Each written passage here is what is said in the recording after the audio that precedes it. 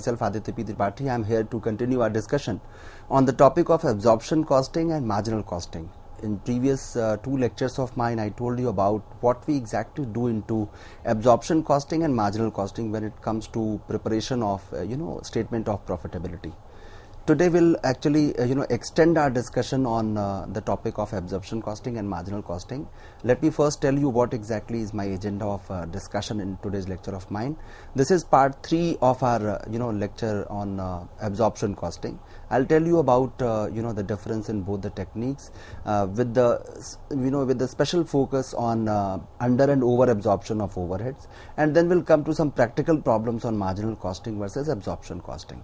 So my focus of discussion in today's lecture shall be on under and over absorption of overheads, because many times learners are coming to us and asking, sir, I could very well understand the way we have to prepare the statement of profitability under marginal costing and absorption costing, but it's little difficult for me to understand how do we recognize the relevance or existence of under absorption, and how to identify that it is a case of over absorption, and even if I am able to identify, how to treat this under and over absorption into our statement of profitability. So my dear learners, I'll specifically be telling you how to identify under and over absorption, and then I'll tell you how to treat this situation of under and over absorption in the questions of marginal costing and absorption costing. So first of all, I would like to recapitulate about difference in profit under both the techniques. As I told you, when production is exactly equal to sales, it means there is no opening or closing stock in the business. So profit in marginal costing and in absorption costing, it remains the same. So it is method neutral. In this situation, there is no difference in your profitability whether you calculate profit as per marginal costing or you compute the same as per absorption costing. So there is no difference as such whether you apply first technique or the second technique. But when your production is greater than sales, your profit in marginal costing will be lesser than that of profit in absorption costing. So if whatever profit you are getting in marginal costing, that will always be less than that of absorption costing. Whereas if it is opposite to it, that is production is less than sales, your profit in marginal costing shall be greater than that of profit in absorption costing. So this is something which you should always keep in mind when you are preparing statement of profitability as per marginal costing as well as the absorption costing, so that you should understand, you should keep this thing in mind, that whether I am moving in the right direction or not. Now with this, I would like to tell you what is under and over absorption. So you all understand the meaning of absorption. Absorption means you are absorbing that particular cost to a specific product. It is absorbed or attached to. So it is a process of attaching your cost to a specific product, to a cost center. That is why we call it absorption. Now there can be two possibilities. Either it's a case of under absorption or it is a case of over absorption. Now what is under absorption? Let me tell you. Under absorption is a situation when your overhead absorbed is lower than the actual overheads incurred during the accounting period. I'm repeating it. When your overhead absorbed is lower than the actual overhead incurred. Suppose you incurred 10,000 rupees on account of overhead, and the absorption of your overhead is only 9,000. So it's a clear-cut case of under absorption. We call it under absorption. So we have to first keep this thing in mind, what was budgeted overhead and what is actual overhead. So we have to make a comparison between budgeted and actual overhead. Budgeted means what was decided to be spent, and what actually we have spent, what actually we could account for. The difference between the two is going to decide the fate of the direction of your absorption, whether it's a case of under absorption or over absorption. So if your overhead absorbed is less than the actual overhead, you have incurred, that is called under absorption. Whereas when your overhead absorbed are higher than the actual overheads incurred, it is called over absorption. It means your actual overheads are suppose 10,000 and you could only absorb 9,000 rupees. So that will be a case of under absorption, and when you absorb more than what you have actually spent, that is called the case of over absorption. Now why it happens, let me tell you what are the reasons for over and under absorption, because that will help you in deciding from the question whether it's a case of under absorption or it's a case of over absorption. The possible reasons can be many, and we'll have to find out what exactly is my case, what exactly is the situation we are into, or we are facing as of now. At times there is a possibility that your actual hours worked is more or less than the budgeted hours. Suppose you are allotted with the budgeted hours of say 360 hours in a week. Suppose there are 360 hours in a month given to you, and actual hours worked are either less than or more than that. So it will decide either it would be equal to, or it would be more than, or it would be less than. If it is equal to budgeted hours, actual hour is equal to budgeted hours, there is no problem. There is no situation of over or under absorption. But when your actual hours worked are either more or less than the budgeted hours, it will result into the over and under absorption. And remember, there can be a second possibility that actual overhead costs, they are different from budgeted overheads. You are provided with the total actual overhead cost and budgeted overhead cost. These two are different. With this example only I started my discussion in today's lecture, that your actual overhead cost need to be compared with the budgeted overhead cost. Because at times students are getting confused. Sir, you told us initially that actual and budgeted need to be compared, and then you said that you have to compare with the actual overhead and absorbed overhead. Remember, budgeted overhead is actually a standard for you, that within this limit, this is the budgeted amount you were supposed to spend. What is actual overhead? Difference between the two is going to decide whether it is a case of over absorption or it's a case of under absorption. There can be a third possibility that both actual overhead cost and actual activity level are different from the budgeted cost and level. So your level of activity is also different from the budgeted level, which means units of production, and cost is also different. It means neither you are in sync with the budgeted units, nor you are in sync with the budgeted cost. So both are different. Your budgeted level was 15,000 units, and you are producing 10,000 units. Your budgeted cost was 1,50,000, and you are spending 1,35,000 or 1,85,000. So this is definitely going to result into a situation of over and under absorption. So if you understand the very reason of it, that why there is a difference between the actual overhead and budgeted overhead, so there can be a difference in terms of hours, there can be difference in terms of cost, there can be a difference in terms of both. So either there is a difference due to units produced, difference in units produced than budgeted one, difference into labor hours, difference into the total cost. So that will actually lead to this existence or emergence of over or under absorption. Now the second question comes, once you identify that, sir, there is a case of under or over absorption, how to treat it? And whenever my learners are asking me, sir, how to treat it, I definitely I always in an obvious manner I pose a counter question. You tell me, if there is under absorption, what to do? Make it actual. If it is under absorbed, make it actual. If it is over absorbed, again bring it to the actual limit, to the standard limit. If it is under, you'll have to add it. If it is over, you'll have to subtract it. So the very identification of your absorption level, that whether it is under or over absorption, will actually give you the answer. If it is under absorbed, rectify it. If it is over absorbed, again you have to rectify it. So the difference is either positive or negative, and it is charged to basically the cost of goods sold. So when we prepare the statement of profitability, this under or over absorptions, they are being charged to your cost of goods sold. And very simple answer, single line answer to it is, if it is under absorbed, add it to the cost. Because you are under costing, you are actually adding, you have not added the requisite cost to your cost of goods sold, because you are dealing with a situation of under absorption. So add it to the cost. Add it to the cost, because it is a situation of under absorption. And if it is over absorption, again you have overcharged your cost of goods sold, and it is not the actual cost of goods sold, it is not as per the standards, so you'll have to subtract it from the cost. So with this portion of our discussion, I would like to conclude that with regard to treatment of under and over absorption, a single line answer is, in case of under absorption, add it to the cost. In case of over absorption, deduct it or subtract it from the cost.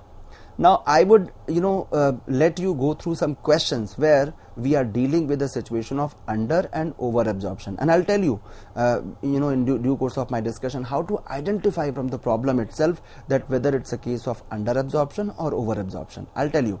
So let us go through problem number 1 of today's discussion. There is a company which is reporting its, providing its information to you and stating that you have a production capacity of 12,500 units. This is the capacity of the plant. So to the max for a given period, company can produce 12,500 units. This is their capacity. Mind here, it is not their actual production. It is their capacity. And what is normal capacity utilization reported by the company? That if you work normally with regard to, in response to the demand in the market, your normal capacity utilization is 80%. Now 80% of what? 80% of 12,500 units. So normally company should produce how many units? If you calculate 80% of 12,500 units, you will find total units to be 10,000. So 10,000 units ideally you are supposed to produce. And if you are doing so, then obviously there is no under or over absorption. But let us see what what is there in store for us in the question. Question is further reporting you that we have sold out 10,000 units in this period. So 10,000 units are being sold and opening stock was 1,000 units. So there is an opening stock of 1,000 units. It means from the previous period, the closing stock must have been transferred to the business and it has resulted into the new nomenclature of opening stock. We call it 1,000 units. Production during the year, 11,000 units. Now you have to take a pause here. Production during the year is 11,000 units. 11,000 units you are producing and your normal capacity utilization is 80%, which I told you if you calculate it becomes 10,000. 12,500 into 80%, if you solve it, it becomes 10,000 units. But company is producing more than what it was expected to. And accordingly you will decide whether it's a case of under or over absorption. I never tell my students that how to identify. They themselves come and tell me that, sir, it's a case of over absorption or it's a case of under absorption. So you have produced more than what you were supposed to do. Now standard variable cost per unit is rupees 6.50. So to produce this 11,000 units, standard variable cost per unit is rupees 6 and 50 paisa, that is 6.50, and standard fixed factory cost per unit is rupees 1.50. So if you talk about the standard fixed factory cost, it is 1 rupees and 50 paisa per unit. This is your standard fixed factory cost, right? And question is further reporting you that total fixed selling and administration overheads amounted to rupees 10,000. Company is selling its product at rupees 10 per unit. This is their selling price. You have to prepare what is required, what is expected from you. You have to prepare statement of income under absorption costing and variable costing. Remember, variable costing is nothing but your marginal costing. So either they would give you a name of variable costing or marginal costing. They stand for the similar meaning. And you have to explain the reasons for difference in profit, if any. If you find any difference in the profit which is calculated as per marginal costing and absorption costing, if there is some difference, we'll have to give a reason to it. We'll have to assign a reason to it. So let us calculate it, but before that we'll prepare a working note. How to go for preparing a working note? First of all, we should know what is my opening and closing stock. From the very question I can identify that opening stock of finished goods are 1,000 units. I have simply written it, opening stock 1,000 units, and then I would be adding units produced to it to arrive at total units available with us. And as per the reporting of the question, you have produced 11,000 units. Total units available are 12,000 units. And question is also reporting that you have sold out 10,000 units. So obviously if I have total units of 12,000 available with me and I have sold out 10,000 units, 2,000 units are closing stock. So it's an ideal question where we have both. We have presence of opening as well as closing stock. Both are available. So it's quite interesting a question for us to understand how to treat opening as well as closing stock. So one point is clear that you have produced more than what you were expected to. I'm repeating it time and again. You have produced 11,000 units, but you were expected to produce only 10,000 units. Because normally in normal course of action, this company is supposed to work at 80% of its operations. Right. Now I'll show you the statement of profit as per marginal costing so that you can understand in normal course of action when we prepare statement of profitability as per marginal costing what we do. Take up sales 10,000 units into 10, 1 lakh rupees will be my sales. Selling price is reported in the question. I have simply taken units, multiplied it with selling price, got this value of 1 lakh.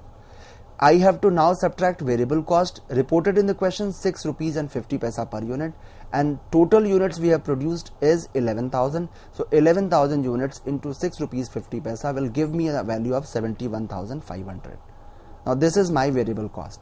But before calling it to be a contribution, I have to add opening stock, because opening stock is reported in the question.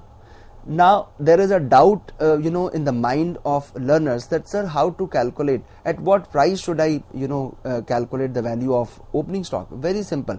In absence of any other information, we go to the question and search for any hint. The question has tacitly indicated that standard variable cost for producing 1 unit is 6 rupees and 50 paisa. Now once you have identified the standard variable cost, ask another question to yourself: which method I am resorting to? With which method I am working here? I am working with marginal costing, and as per marginal costing, we only consider the variable manufacturing cost for calculation of our cost. So opening stock is given 1000 units, 6 rupees and 50 paisa. I will take as the cost of my opening stock. Total value comes to be 6,500. Now this will be added to my variable cost, and I would get a total variable cost for 12,000 units to be 78,000. Very simple it is. 11,000 units I produced, 1,000 was opening stock. I have added 12,000 units and cost is 78,000 per unit. If you calculate, the value comes to be the same, 6 rupees and 50 paisa. Now we'll have to subtract closing stock out of it. Again the question comes, at what price? The same price at which I have manufactured, because that is my standard variable cost, 6 rupees and 50 paisa. Once I multiply 2000 units with 6.50, I get a value of 13,000, which I have to subtract from the variable cost of 12,000 units to arrive at effective variable cost of 78,000 minus 13,000, 65,000. Now this 65,000 is my effective variable cost, and this is something which I need to subtract from my sales of rupees 1 lakh, which will give me a contribution of 35,000. And from this I shall deduct the fixed cost, whether it is fixed factory cost or it is selling and administration cost. I would calculate, and that becomes 25,000. In calculation of fixed cost, remember, at times students commit a mistake here, and later on what happens, the profit as per marginal costing and absorption costing, it comes to be the same. And they are saying, sir, you told us that when your production is greater than your sales, your profit is supposed to be different. But in this question it is happening. It is happening because you have committed a mistake. While calculating the fixed factory cost, remember, the fixed cost per unit is not your standard unit of standard unit on the basis of which you can calculate the cost of this fixed factory. Fixed factory cost, whenever we have to calculate the fixed cost, remember, the reliable parameter is the total one. Per unit fixed cost is never a reliable base for calculation. So always remember, here we'll go for the standard production, and standard production was 10,000 units. So I would multiply 10,000 units into 1.50, cause I am preparing my statement of profitability as per marginal costing. So I would take 10,000 rupees, multiply it with 1.50 to arrive at 15,000. Whereas some students, what they do, they take up 11,000 units, multiply it with 1.50, because they are saying, sir, we have produced 11,000 units, and that is why we are multiplying it with 11,000 units. Remember, your per unit fixed cost, as long as you go with marginal costing, we assume that it is given as per standard production, because here we don't deal with under and over absorption. So that is why I am taking 10,000 units into 1.50 to arrive at 15,000. And my profit as per marginal costing, sales minus variable cost contribution, contribution minus fixed cost profit here is 10,000. So in this way I am done with the statement of profitability as per marginal costing. So here the point of significance was how to deal with opening and closing stock of finished goods, how to calculate their value, and second was we have to be a little vigilant while calculating the cost of the fixed cost, that is fixed factory cost. Remember, we go as per budgeted production, that is standard level of your activity. Whenever per unit fixed factory cost is given, don't multiply it with the actual production, multiply it with the budgeted production, as long as you are preparing the statement as per marginal costing. But the same I will not do when I'll go for absorption costing. I'll show you the way we have to deal with it. But do remember, after computing the profit as per marginal costing, do remember that in absorption costing, what will be the direction of your profitability. Your profit is supposed to be greater in case of absorption costing as compared to marginal costing, because we are in the second bracket, second situation, production is greater than sales. So do remember, the direction of answer is known to us, so we can verify whether my answer is correct or not. Now let us prepare the statement of profit as per absorption costing. Now here we start with the variable cost, 11,000 units into 6.50, 71,500, and fixed factory cost.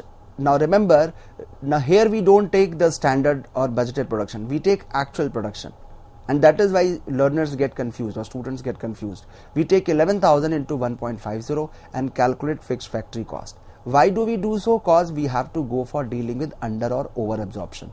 So 16,500, right? 16,500 is your fixed factory cost. So total works cost comes to be 88,000. Now here only it is clear that we have over absorbed, cause actually my fixed cost was, as per standard, fixed factory cost should have been 10,000 into 1.50, that is 15,000. So the moment I am charging fixed factory cost for 11,000 units, it means I have produced greater quantum than what I was supposed to. So I was supposed to produce 10,000 units, but I have produced 11,000 units. And here my dear students, I would like to highlight, some students get confused. Sir, why are you saying standard to be 10,000? You told us budgeted production is 12,500 units. Remember, that is the capacity of your plant. And the question is reporting here that you are normally working at 80% of your capacity. So standard for you is 10,000 units, not 12,500 units. So for 10,000 units, we'll do the calculation in marginal costing. And here, in case of absorption costing, what is happening? We are going as per actual production, 11,000 into 1.50. It means at this very point, I'm sure that I have gone for over absorption. It means over costing has been done. I have charged greater amount than what I was supposed to charge. So it's a case of over absorption. So when you produce, what is assertion here? When you produce more than your standard units allocated, it means it's a case of over absorption. You will be resorting to the over absorption of cost. And after computing this fixed cost, you will call it to be a works cost, 88,000 rupees. Again, you will add the amount of opening stock. Now here comes the point of difference, which we call as POD. Point of difference is for calculating the value of opening stock. As you all know that for absorption costing, I told you we take all manufacturing cost. We take all manufacturing cost, whether it is fixed or it is variable. So 6.5 plus 1.5, the cost becomes 8 rupees. So variable cost plus fixed factory cost, will combine them together to calculate the value of opening stock, because we are following which method? We are following absorption costing method. So the value of opening stock will no more be 6,500, it has now become 8,000 rupees, and after adding it, I will get a value of 96,000. And I'll have to subtract closing stock. Again, for closing stock, what is the valuation criteria? The same, because we are following absorption costing, 2,000 into 8, 16,000 rupees, and it is giving me 80,000 rupees of value.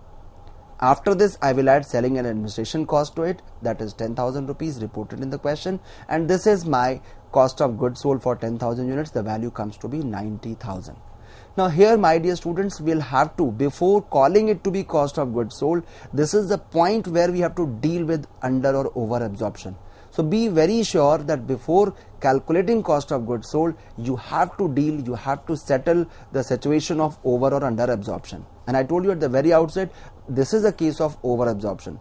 So it is you who knows that we have produced how many additional units? 1,000 units. And how much extra you have charged? Fixed factory cost, that is 1 rupees and 50 paisa. Because variable cost is in any case you have to incur. But there is an over absorption of fixed cost, because fixed cost in total is already fixed. So the fixed cost of company was never 16,500. It was actually 15,000. And what company did, what costing department did? 15,000 divided by 10,000 units. They reported you that per unit fixed cost or your average fixed cost is 1 rupees and 50 paisa. So you are actually committing a mistake if you take your total cost to be 16,500. So whether you produce 11,000 or you produce 12,500, then too your cost will not be, your fixed cost will not change. It will always be what? It will always be 15,000. So you over absorbed this fixed factory cost, cause of, what is the reason for that? Cause of this very fact that you are following absorption costing. and in absorption costing we take up fixed factory cost as per actual units produced. So there is an over absorption of 1000 units, so you will multiply 1000 units into 1.50, and this is the extent of your amount, that is 1500. This has to be deducted. Since it is an over absorption, it has to be subtracted from cost of goods sold to arrive at the net cost of goods sold or effective cost of goods sold, which in this case or in this question comes to be 88,500. Now after dealing with over absorption, what we have to do, we have to simply take up sales. Sales minus cost of goods sold gives you profit, and profit here is 11,500.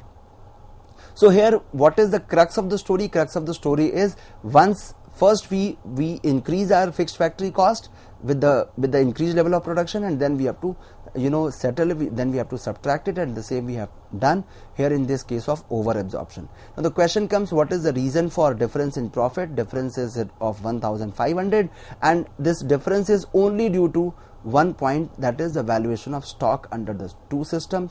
In marginal costing, obviously we all know that stock is valued at 8 rupees. In absorption costing it is valued at 8 rupees per unit, and in marginal costing it is valued at 6 rupees and 50 paisa per unit only.